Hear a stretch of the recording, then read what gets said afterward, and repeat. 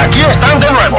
El más usado grupo de pilotos de carreras del mundo en sus autos locos, compitiendo en las carreras más peligrosamente divertidas de la historia. Ya se acercan a la línea de salida. En primer lugar viene Pedro Bello en su auto tempestuoso. Le siguen Brutus y Listus en sus troncos Valles. El Super Chatarra Special en tercer lugar. En cuarto, la antiguaya blindada guiada por Rocco y sus pandilleros.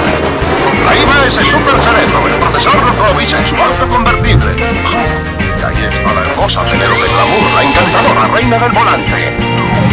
Siguen los hermanos Macana, Fierro y Rojo. Detrás de ellos viene el Espanzomóvil. Y enseguida el estuque rajudo del barón Hans Frid. Con el número 8, el alambique veloz de Lucas y el oso miedoso. Oh, y ahora se acerca el Super Ferrari, conducido por ese par de malosos, Pierno Doyuna y su diabólico perro, Patán. Se preparan para la salida y... ¡arrancan! ¿Qué no te tiene? ¡Cielo! Han sido encadenados a un poste por el villano Pierno Doyuna.